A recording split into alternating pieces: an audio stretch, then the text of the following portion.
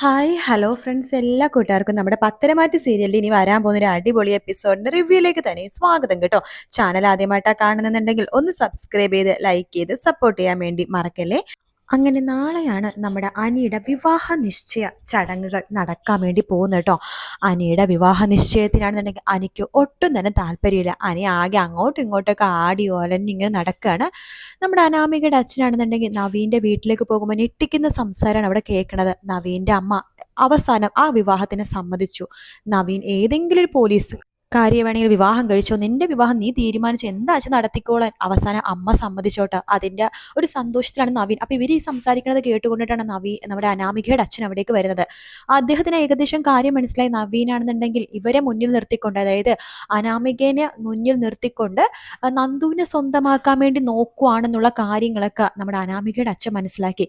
ശേഷം വീട്ടിൽ പോയിട്ട് അനാമികയുടെ അടുത്ത് പറയുന്നുണ്ട്, മോളെ നമ്മൾ വിചാരിച്ച പോലെയുള്ള കാര്യങ്ങൾ ആ നവീൻ വക്കീല് നമ്മുടെ കൂടെ നിന്ന് നമ്മളെ ചതിക്കുവാണ്. അച്ഛൻ എന്താ വെച്ചാൽ അങ്ങനെയൊക്കെ ഇപ്പൊ പറഞ്ഞത്. അല്ലെങ്കിലും അയാൾ അങ്ങനെയാണല്ലോ. അന്ന് കോടതി കൂടിയ സമയത്ത് എനിക്ക് മുഴുവട്ടാണെന്ന് പോലും അയാൾ പറഞ്ഞുണ്ടാക്കിയില്ലേ എന്ന് പറയാണ്. അത് പറഞ്ഞുണ്ടാക്കിയതല്ലല്ലോ മോളെ, നിനക്ക് മാനസികമായിട്ട് പ്രശ്നങ്ങളൊക്കെ ഉണ്ടായിരുന്നല്ലോ അമ്മേ. അതൊക്കെ ചെറുപ്പത്തിൽ ട്രീറ്റ്മെന്റ് എടുത്ത് എനിക്ക് അതൊക്കെ മാറി. എന്തായാലും ആ നവീൻ വക്കീലെ നമ്മളെ വെച്ച് കളിക്കുവാണെങ്കിൽ അയാൾക്കിട്ടൊരു പണി കൊടുക്കണം. അയാളെ നന്ദുവിന് വിവാഹം കഴിക്കാൻ വേണ്ടിയിട്ടല്ലേ അവരുടെ വിവാഹ നിശ്ചയ ചടങ്ങ് മുടക്കണ്ട, അവിടെ പോവണ്ട എന്നൊക്കെ പറഞ്ഞത്. അയാളുടെ വിവാഹം അങ്ങനെ അങ്ങ് നടക്കണ്ട വെച്ചാൽ നമുക്കൊരു കാര്യം ചെയ്യാം, ആ വിവാഹ നിശ്ചയം നമുക്ക് അങ്ങോട്ട് മുടക്കാം. എങ്കിൽ മാത്രമേ നമ്മുടെ കാര്യങ്ങൾ നടക്കുള്ളൂ. വിവാഹ നിശ്ചയം മുടക്കിക്കഴിഞ്ഞാൽ ചിലപ്പോൾ നഷ്ടപരിഹാരം തരാന്ന് ആ മൂർത്തി എന്ന് പറഞ്ഞ കിളവൻ പറഞ്ഞു കഴിഞ്ഞാൽ നമുക്ക് നഷ്ടപരിഹാരം കിട്ടുമല്ലോ. അതേ മോളെ നീ പറഞ്ഞതാ ശരി. നമ്മുടെ ചിലവിൽ അങ്ങനെ നന്ദുവിനെ വിവാഹം കഴിച്ച് നവീൻ അങ്ങനെ വലിയ ആളാവാൻ നിൽക്കണ്ട. അതേ അച്ഛാ, അയാളെ ബുദ്ധിയുള്ള വക്കീലാണ്. അയാൾക്കറിയാം എവിടെ എങ്ങനെ ചെയ്യണമെന്ന്. അതുകൊണ്ട് അയാൾ നമ്മളെ വെച്ച് കളിക്കണത്. അയാൾക്ക് മാത്രമല്ല നമുക്കും ഉണ്ടല്ലോ അച്ഛാ ബുദ്ധി. നമുക്ക് നാളെ തന്നെ അവിടെ പോകണം അച്ഛാ. വിവാഹ നിശ്ചയത്തിന് മുഹൂർത്ത സമയത്തിന് അവിടെ എത്തി പോലീസുകാരായിട്ട് എത്തി പറ്റുമെങ്കിൽ ആ നന്ദുവിനെ തന്നെ നമുക്ക് വിവരം അറിയിച്ച് നന്ദുവിനെ കൊണ്ട് തന്നെ അവിടുത്തെ മൂർത്തിനെയും അതുപോലെ തന്നെ അനീനെയും എല്ലാവരെയും ആരെയൊക്കെ അറസ്റ്റ് ചെയ്യാമോ എല്ലാവരും അറസ്റ്റ് ചെയ്യണം. ശരിക്കും പറഞ്ഞാൽ ഇത് നിയമപരമായിട്ട് തെറ്റല്ലേ. അതുകൊണ്ട് തന്നെ എന്തായാലും ഇത് പത്രത്തിലും ടി വിയിലൊക്കെ വരട്ടെ, അനന്തപുരിക്കാർ നാണം കെടട്ടെ എന്നൊക്കെ അനാമിക പറയാണ്. നീ പറഞ്ഞത് ശരിയാ മോളെ, നാളെ നമുക്ക് അങ്ങനെ തന്നെ ചെയ്യാം എന്ന് അച്ഛനും പറയുന്നുണ്ട്. രാവിലെ തന്നെ ആവാണ്. അവന്തിക്കാണെങ്കിൽ രാവിലെ തന്നെ സുന്ദരിയായിട്ട് റെഡിയായിട്ട് നിൽക്കാട്ടോ. വിവാഹത്തിന്റെ നിശ്ചയം 11 മണിക്കാണെങ്കിൽ 9 മണിക്കേ റെഡിയായിട്ട് നിൽക്കണം.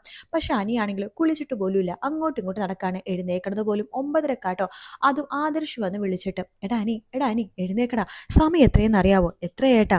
എടാ സമയം ഇപ്പോൾ 9:30 ആയി. അതിനെന്തേട്ടാ, ഇന്ന് സൺഡേ അല്ലേ, കുറച്ച് കൊടുക്കാനാ, കിടന്ന് ഉറങ്ങട്ടെ. എടാ ഇതിന്റെ വിവാഹ നിശ്ചയോ? ഓ എന്റെ മരണോന്ന് വേണമെങ്കിൽ പറ. എടാ നീ എന്താടിങ്ങനെ, നീ വേഗം കുളിച്ച് റെഡിയായിട്ട് വാ. ദേ പെട്ടെന്ന് റെഡിയായിട്ട് നിലത്തേക്ക് വാ. എല്ലാവരും റെഡിയായി നിലത്ത് നിന്നെ വെയിറ്റ് ചെയ്ത് നിൽക്കുക. ഏട്ടന് എന്താട്ടെ, ചേട്ടന് എത്ര പറഞ്ഞാലും മനസ്സിലാവില്ലേ. എന്നെ ശരിക്കും മനസ്സിലാക്കുന്നത് ഏട്ടനും ഏടത്തെയും വലിയമ്മയാണ്. എന്നിട്ട് നിങ്ങൾ തന്നെയാണല്ലോ ഏട്ടാ ഈ വിവാഹ നിശ്ചയം നടത്താൻ വേണ്ടി മുന്നിൽ നിൽക്കുന്നത്. എടാ അതിന് കാരണമുണ്ട്. മുമ്പത്തെ പോലെ അവന്തിക ഇപ്പൊ നിന്നെ ഒരുപാട് സ്നേഹിക്കുന്നുണ്ട്. നിന്നെ മാത്രമല്ല ഈ കുടുംബത്തെ ഒരുപാട് അവൾ സ്നേഹിക്കുന്നുണ്ട്. അതെന്താ നീ മനസ്സിലാക്കാത്തത്? ഏട്ടാ അവളുടെ സ്നേഹം കള്ളസ്നേഹമാണെന്നാ എനിക്ക് തോന്നുന്നത്. അതെന്താടാ നീ അങ്ങനെ പറയണത്?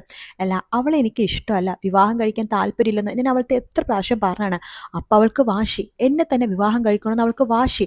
അത് അങ്ങനെയാണെന്നുണ്ടെങ്കിൽ നല്ല പെൺകുട്ടികൾ അങ്ങനെയാണോ ഏട്ടാ? ഒരാൾക്ക് ഇഷ്ടമല്ലെന്ന് പറഞ്ഞാൽ അതിൽ നിന്ന് ഒഴിഞ്ഞു പോവല്ലേ ചെയ്യണത്. അവൾക്ക് വാശി ഉണ്ടെന്നുണ്ടെങ്കിൽ അതിനർത്ഥം എന്താ? ആ ജഡജപ്പച്ചിയുടെ അതേ സ്വഭാവം തന്നെ അവൾക്ക്. അവളുടെ അച്ഛൻ്റെ സ്വഭാവം, നാഗേന്ദ്രൻ്റെ സ്വഭാവം, വാശി പിടിച്ച് നേടുക എന്നുള്ള സ്വഭാവം, അതത്ര നല്ല പെൺകുട്ടിയുടെ ശീലമാണെന്ന് എനിക്ക് തോന്നണില്ല.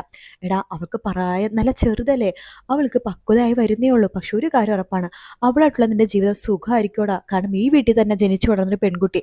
അതാകുമ്പോഴേക്കും നിന്നെക്കുറിച്ച് എല്ലാം അറിയാം. നീയും അനാമികയും നമ്മളെ ജീവിതവും കാര്യങ്ങളൊക്കെ അവൾ കൺമുമ്പിൽ കണ്ടു വളർന്നതല്ലേ. അതുകൊണ്ട് ഒരു കുഴപ്പമില്ല, നീ വാ. നിനക്ക് ദോഷമുള്ളതൊന്നും മുത്തശ്ശൻ ചെയ്യില്ലെന്ന് നിനക്ക് അറിയാലോ ഏട്ടാ. എന്നിട്ട് അനാമികയുടെ കാര്യം ചെയ്തതോ? ഓ എടാ ഒരു പ്രാവശ്യം തെറ്റുപറ്റി, അതിന്റെ പേര് നീ അവന്തികനെയും കുറ്റപ്പെടുത്തല്ലേ. നീ പെട്ടെന്ന് കുളിക്ക്, റെഡിയായിട്ട് വന്നേ. നിന്റെ ചേട്ടൻ പറഞ്ഞ നീ കേൾക്കില്ലേ? ശരി ചേട്ടൻ പോയിക്കോ, ഞാൻ കുളിച്ച് റെഡിയായിട്ട് വന്നോളാം എന്ന് പറയണം. അങ്ങനെ അനി കുളിച്ച് റെഡിയായിട്ട് വരുന്നുണ്ട്. അവന്തിക നിലത്ത് കാത്തിരിക്കുന്നുണ്ട്. അങ്ങനെ എല്ലാവരും അവിടെ വെയിറ്റ് ചെയ്ത് നിൽക്കണം വിവാഹ നിശ്ചയത്തിന് വേണ്ടിയിട്ട്. അപ്പം അനി കുളിച്ച് റെഡിയായിട്ടൊക്കെ വരുന്നുണ്ട് കേട്ടോ. അത് കാണുമ്പോഴേക്കും നമ്മുടെ ഇങ്ങനെ എല്ലാവരും ഇങ്ങനെ നോക്കിക്കൊണ്ടിരിക്കും. അപ്പോൾ ജാനകി ചോദിക്കണ്ടടാ, നിനക്ക് ഞാൻ പുതിയൊരു ഷർട്ട് എടുത്തന്നുണ്ടല്ലോ, അതെന്താ നീ ഇടാത്തത്? ഇത് നീ 2-3 പ്രാവശ്യം ഇട്ട ഡ്രസ്സ് തന്നെയല്ലേ ഇട്ടേക്കുന്നത്. ആദർശിന്റെ കല്യാണത്തിലിട്ട അതേ ഡ്രസ്സ് തന്നെ അവൻ ഇട്ടിരിക്കുന്നത്. കണ്ടില്ല വെച്ചാൽ അവന് വിവാഹ നിശ്ചയത്തിൽ നല്ലൊരു ഡ്രസ്സ് വരെ ഞാൻ വാങ്ങിച്ചു കൊടുത്താണ്, വില കൂടിയ ഡ്രസ്സ്. എന്നിട്ട് അതൊന്നും ഇടാതെ അവൻ വന്ന് നിൽക്കുന്ന കോലം കണ്ടില്ലേ? എൻ്റെ ജാനകി, അവൻ ഇഷ്ടപ്പെട്ട ഡ്രസ്സ് അവൻ ഇട്ടോട്ടെ, അതിലൊന്നും കുഴപ്പമില്ല. അവൻ വിവാഹ നിശ്ചയം വേണ്ട വേണ്ട ഇവിടെ വരവ് നിന്നില്ലേ, അതെന്നെ വലിയ കാര്യമായിട്ട് നീ കാണും. ശരി.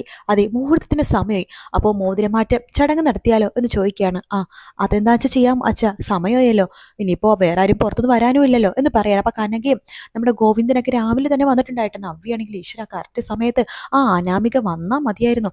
അല്ലാത്ത സമയത്തൊക്കെ കറക്റ്റ് സമയത്തൊന്നും എല്ലാം കുളം തോണ്ടാൻ അവൾക്കൊരു പ്രത്യേക കഴിവാണ്. ഇതിപ്പോൾ വിവാഹ നിശ്ചയത്തിന് മുഹൂർത്തത്തിന് സമയമായി, അവളെ കാണുന്നില്ലല്ലോ. അവൾ മെസ്സേജ് അയച്ചപ്പോൾ അത് റീഡ് ചെയ്തിട്ടുണ്ടായിരുന്നു അവള്. പിന്നെന്താ അവൾ ഇത്ര നേരിട്ട് വരാത്തത്? ഇനി അവൾക്കതൊന്നും ഒരു കുഴപ്പവും ഉണ്ടാവില്ലേ? ആകെ ഉണ്ടായിരുന്നൊരു പ്രതീക്ഷയായിരുന്നു അനാമിക വന്ന് വിവാഹ നിശ്ചയം മുടക്കുന്നത്. നോക്കാം, സമയമുണ്ടല്ലോ, ചിലപ്പോൾ മോതിരമാറ്റ സമയത്തെങ്കിലും അവൾ വരുമായിരിക്കും എന്നൊക്കെ പറഞ്ഞിട്ട് നവ്യ ഇങ്ങനെ കാത്തിരിക്കുന്ന സമയത്ത് വിവാഹ നിശ്ചയം മോതിരം മാറ്റാൻ വേണ്ടി ഒരുങ്ങണം. അപ്പൊ അനിയുടെ അടുത്ത് പറയണ്ട, ആദ്യം അവന്തിക മോളുടെ മോതിര വിരലിലേക്ക് മോതിരം ഇടാൻ വേണ്ടി പറയണം. അനിയാണെങ്കിൽ ഇഷ്ടമില്ലാ മനസ്സോടെ ആ മോതിരം ഇങ്ങനെ കൈമാറാൻ പോകുന്ന സമയത്ത് നിൽക്ക് എന്ന് പറഞ്ഞിട്ട് നന്ദു അവിടേക്ക് വരും കേട്ടോ. നന്ദു വരുമ്പോഴേക്കും മുത്തശ്ശൻ വേണ്ട, എന്താ മോളെ? മുത്തശ്ശനോട് ക്ഷമിക്കണം, എനിക്കൊരു പരാതി കിട്ടിയിട്ടുണ്ട്. ഒരു വിവാഹബന്ധം നിലനിർത്തിക്കൊണ്ടിരിക്കെ തന്നെ അനിയേട്ടൻ അവന്തികയുടെ വിവാഹ നിശ്ചയം നടത്താൻ പോകണമെന്ന്. അത് നിയമപരമായിട്ട് തെറ്റാ മുത്തശ്ശ. ആരാ മോൾക്ക് പരാതി തന്നത്? അത് വേറെ ആരുമല്ല, അനിയേട്ടൻ്റെ ഭാര്യ അനാമിക.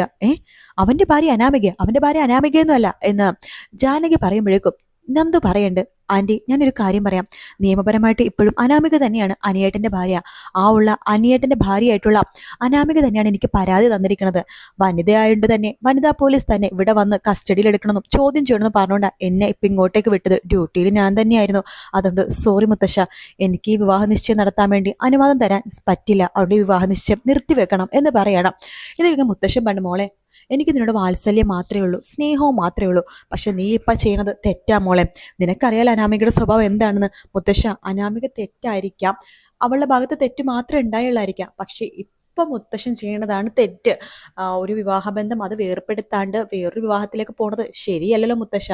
അപ്പോഴേക്കും മുത്തശ്ശനെ പെട്ടെന്ന് വളരെ ദേഷ്യം വരും കേട്ടോ. മോളെ നന്ദു, ഞാൻ പറഞ്ഞ നീ ഒന്ന് കേക്ക്. സോറി മുത്തശ്ശ, ഈ കാര്യത്തിൽ എനിക്ക് മുത്തശ്ശനെ സഹായിക്കാൻ പറ്റില്ലെന്ന് ഉറപ്പിച്ച് പറയാണ് നന്ദു. അത് കേൾക്കുമ്പോഴേക്കും നയനയും ആദർശും നന്ദുവിൻ്റെ അടുത്തേക്ക് വരുന്നുണ്ട്. എന്താ നന്ദു, മുത്തശ്ശനെ എതിർത്ത് പറയാൻ മാത്രം നീ ആയോ? സോറി, ഞാനിപ്പോൾ ഈ കാക്കി ഇട്ടിരിക്കുകയാണ്. ഞാനിപ്പോൾ ഒരു നന്ദു ആണ്. അപ്പം ആ രീതിയിൽ എനിക്ക് കാര്യങ്ങളൊക്കെ ചെയ്യാൻ പറ്റുള്ളൂ. നിങ്ങളെല്ലാവരും എന്നോട് ക്ഷമിക്കണം. അനിയേട്ടനും മുത്തശ്ശനും അതുപോലെ തന്നെ അവന്തികയും സ്റ്റേഷനിലേക്ക് വരണം. നിങ്ങളെ അറസ്റ്റ് ചെയ്ത് കൊണ്ടുപോകാൻ ഞാൻ വന്നത്, പക്ഷെ അതിനൊന്നും എനിക്ക് പറ്റില്ല. അതുകൊണ്ട് നിങ്ങളായിട്ട് തന്നെ വരണം എന്ന് പറഞ്ഞിട്ട് അവരെ വിളിച്ച് നേരെ ജീപ്പിലേക്ക് കയറ്റാൻ പോകണം. അപ്പം നന്ദുവിനോട് എല്ലാവർക്കും ഭയങ്കര ദേഷ്യം തോന്നും കേട്ടോ. അപ്പം നന്ദുവിനൊരു ശത്രുവായിട്ട് കാണാൻ പോകണം. അപ്പം നമ്മുടെ ഗോവിന്ദനും കനകയൊക്കെ പറഞ്ഞു, മോളെ നീ എന്താ മോളെ ഇങ്ങനെയൊക്കെ ചെയ്യണമെന്ന് പറയുമ്പോൾ നന്ദു പറയണ്ട്, നിങ്ങൾ ആരും ഇതിൽ ഇടപെടല്ലേ പ്ലീസ് എന്ന് പറഞ്ഞിട്ട് അവരെയും കൂട്ടിക്കൊണ്ട് നന്ദു പോകാൻ പോകുന്ന ഭാഗമാണ് ഇനി നമ്മൾ മറ്റന്നാളത്തെ എപ്പിസോഡിൽ കാണാൻ വേണ്ടി പോകുന്നത് കേട്ടോ. വീഡിയോ ഇഷ്ടപ്പെട്ടാൽ ലൈക്ക്, സബ്സ്ക്രൈബ് ചെയ്യുക, കമൻറ്റ് ചെയ്യുക. മറ്റൊരു വീഡിയോ ആയിട്ട് കാണാം ഫ്രണ്ട്സ്. Take care. എല്ലാവർക്കും ബൈ ബൈ.